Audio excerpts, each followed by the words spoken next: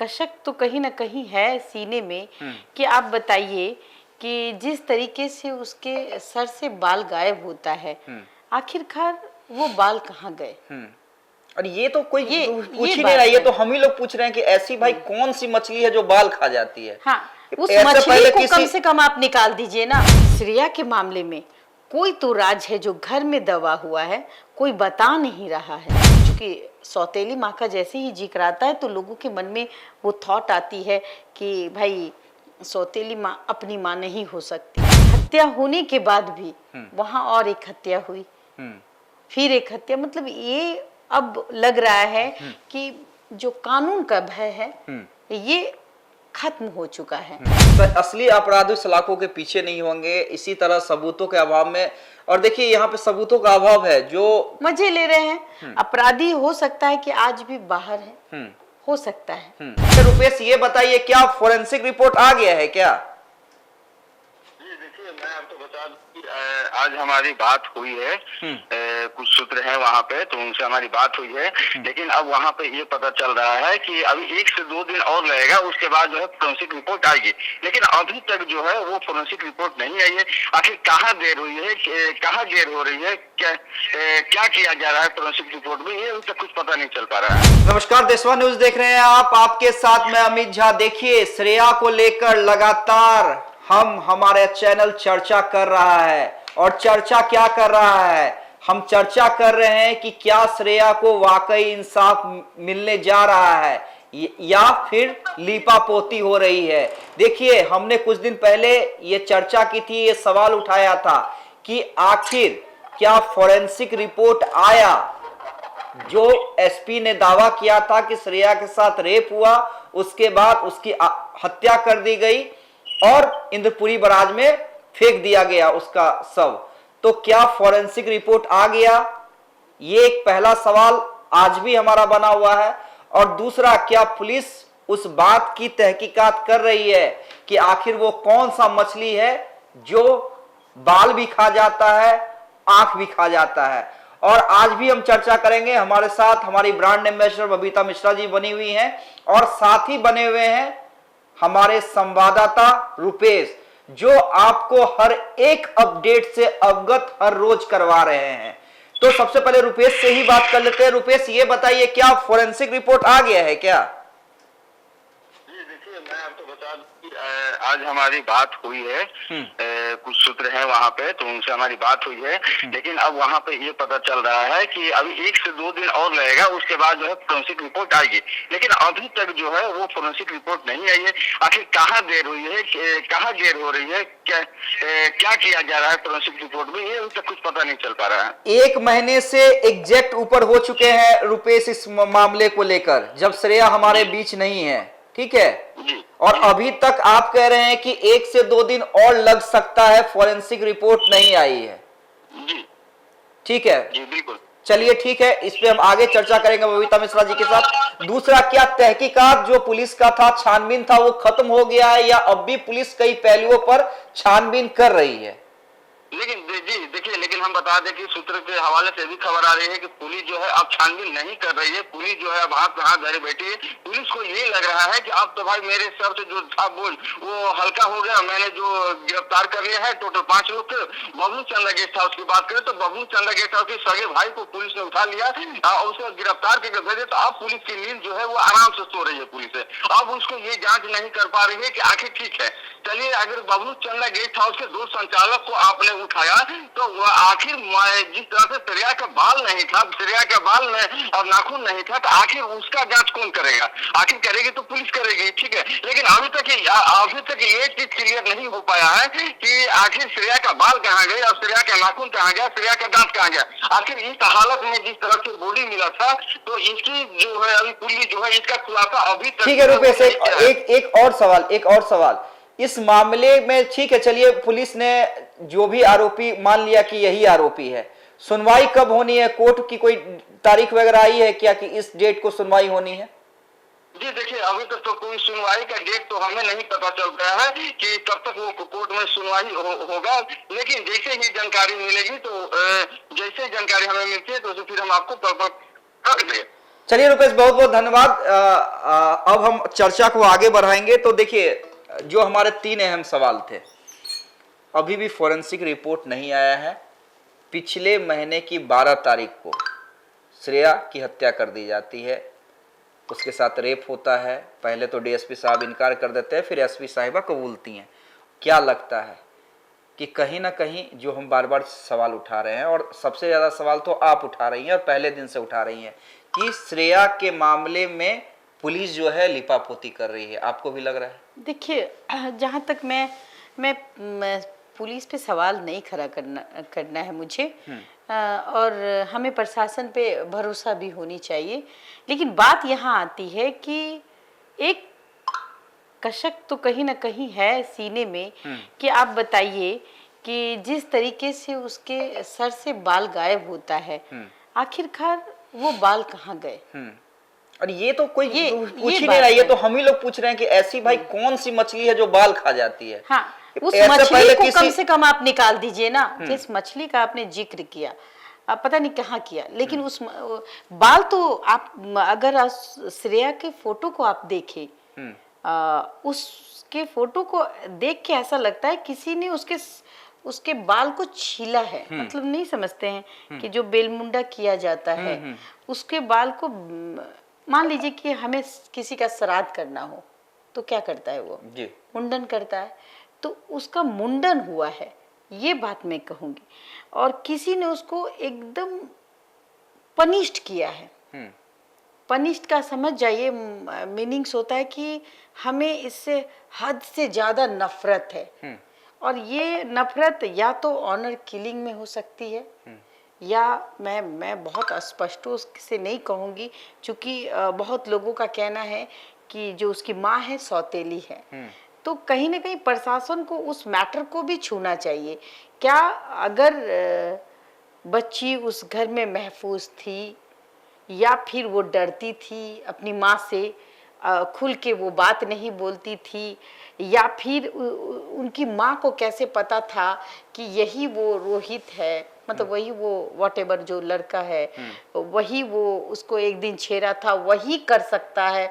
और name address, चूंकि देखिए जब बच्चे पढ़ने जाते हैं तो जब बच्चियां बड़ी होती है तो बहुत सारे लड़के छेड़छाड़ करते हैं। जब वो कहीं पढ़ने जाती है तो कोई टोंट कर देता है, और बच्चियां एक के बारे में तो नहीं बोलेगी, आए दिन कोई ना कोई, अगर वो कोचिंग जाती है तो कोचिंग में कोएड है तो वहाँ लड़की भी पढ़ते हैं लड़के भी पढ़ते हैं, उसमें से कोई पसंद भी करता है, कोई खुन्नस भी निकाल रहा है, कोई टीच भी करता है। तो जाहिर सी बात है लड़कियों को कहीं भी जाइए तो उसको लोग, जब वो कोई प्यार नहीं करता है तो फिर वो लड़का समझता है कि अच्छा हम इसके साथ ऐसे करेंगे, ठीक है।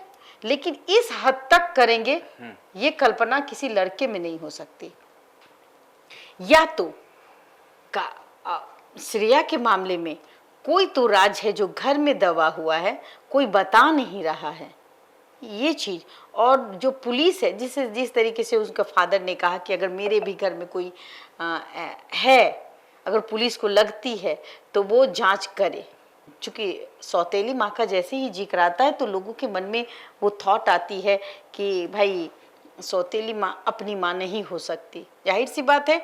देखिए उन और बेटियों का भी अधिकार जमीन पे होता है माता पिता का, और 2 बेटियां सौतेली ही है, और माँ ने पाला। पर अगर मैं आपको कहूँ कि क्या सौतेली माँ के ऊपर किसी ने कोई उंगली उठाई तो जाहिर सी बात है थोड़ा सा एक समाज में होता है कि सौतेली माँ है, भाई सौतेली माँ है तो जरूर टॉर्चर करती होगी। अब करे या ना करे ये तो बात की बात है। लेकिन अब मैं बाल पे आ जाती हूँ। जब बाल छीला गया तो मैं बताऊं कि वो मुंडन का तरीका था। ये जांच का विषय मैं आदरणीय एसपी साहिबा से कहूंगी कि वो उस पहलू को देखे कि भाई आखिरकार इतनी बाल, इतना चिकना, आप जब अस्तूरा चलाती हैं बच्चों में, आप देखिएगा कि जब हम बाल छीलते हैं और नौवा के यहाँ ले जाते हैं किसी सैलून में ले जाते हैं और उसका बाल माथे से उतरवाते हैं तो एकदम क्लीन हो जाता है, राइट। और उसका चेहरा जला हुआ नहीं था, आपको मानना पड़ेगा इस बात को। उसके दांत टूटे हुए थे, उसके आंख को निकाला गया था।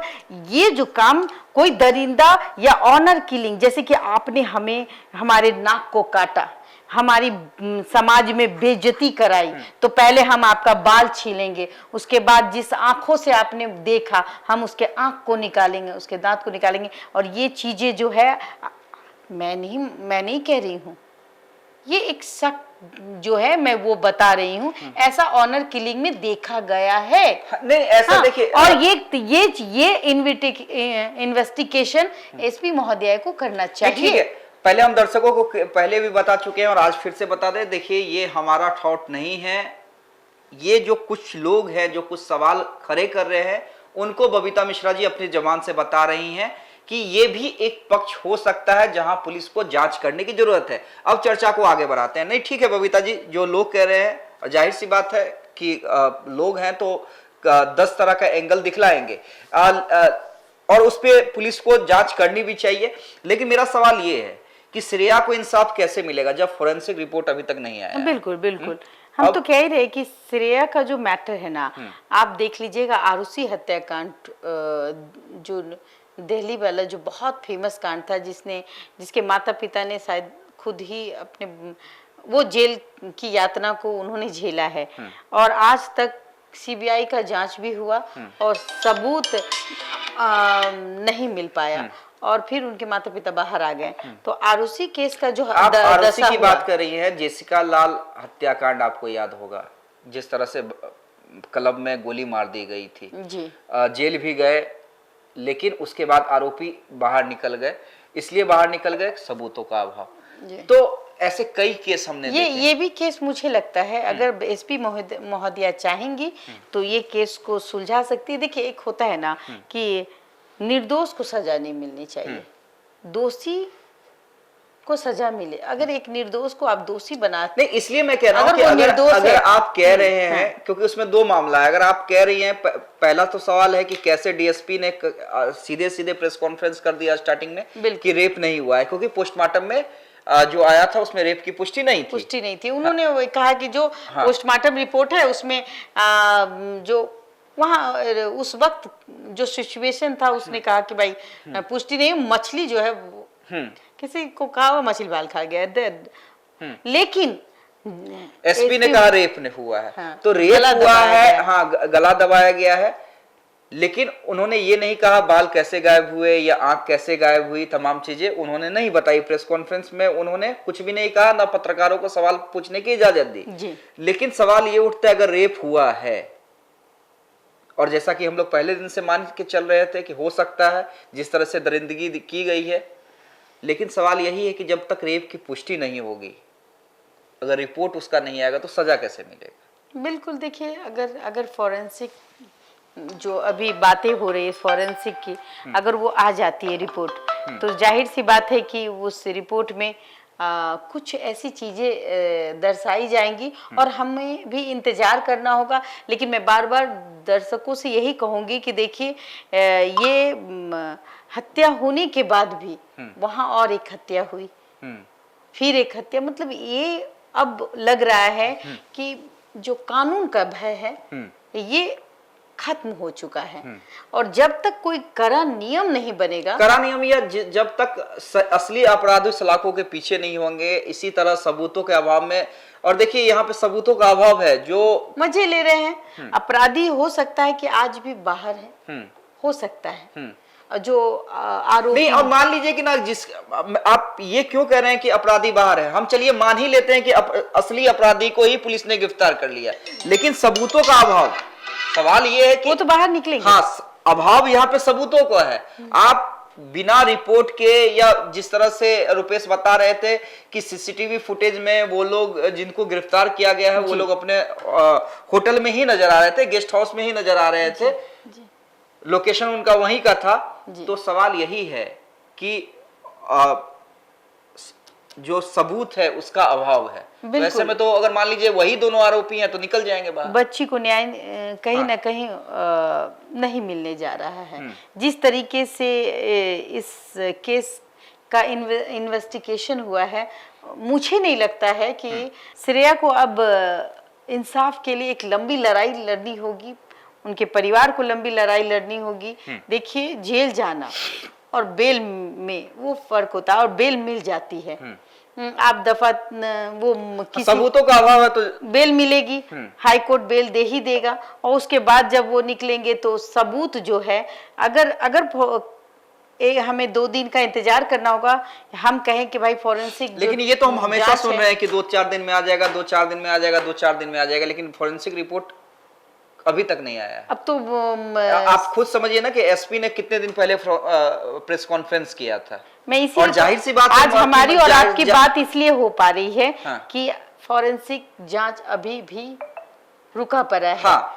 इसलिए आज हम और आप बैठे हाँ, हैं। जाहिर सा ये पूरा ये केस जो मुझे लगता है कि ये जाहिर जिस तरह से पॉलिटिकल दबाव था वहां पे की पुलिस पर, जिस तरह से बिहार सरकार के तमाम मंत्री हो, आनंद मोहन सिंह हो या पवन सिंह हो, जिस तरह से तमाम नेता, बिल्कुल बिल्कुल, खासकर राजपूत नेता ने प्रेशर बनाया, लगातार फोन कर रहे थे कि एक, तो उस प्रेशर में आके पुलिस ने जो भी सबूत मिला हल्का फुल्का, कभी कभी प्रेशर में जो प्रशासन है वो सही कातिल को भी नहीं पकड़ पाती है, और या थोड़ा भी सबूत मिला, किसी ने भाई कहा कुछ भी मिला, हाँ, हाँ, ये कर देती है। आपने देखा होगा कि बहुत सारे केस आजकल झूठे दिखाई पड़ते हैं, तो इन पे भी लगाम लगाने की जरूरत है। रही बात, मैं यही कहूंगी वहाँ के महोदय, एसपी महोदया से कि प्लीज आप इस पे जल्द से जल्द ऐसा इन्वेस्टिगेशन करे कि इस बच्ची को न्याय मिले।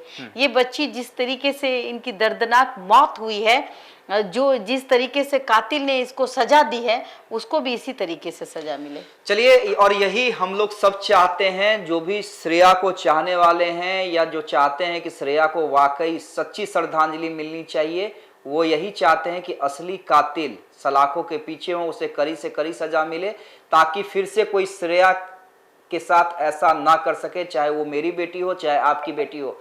लेकिन और यही कारण है कि हम हर दिन आ रहे हैं आपके सामने, दर्शकों के सामने, ताकि वहां की पुलिस पर प्रेशर पड़ सके और असली कातिल सलाखों के पीछे हो। और मैं फिर कह रहा हूं कि अगर वही जिन्हें गिरफ्तार किया है वहां की पुलिस ने, अगर वही दोनों कातिल हैं, तो क्या जो सबूत हैं, जो पुलिस की थ्योरी है, क्या सजा दिलाने के लिए काफी है? बिल्कुल नहीं। कानून के दांवपेच आप भी जानते हैं, हम भी जानते हैं। तो ऐसे में पुलिस को अभी कई एंगल पे जांच करने की जरूरत है, और सबसे बड़ा सवाल यही है कि फॉरेंसिक रिपोर्ट में कितनी देरी, और देरी हो रही है तो क्यों हो रही है। बहुत बहुत धन्यवाद।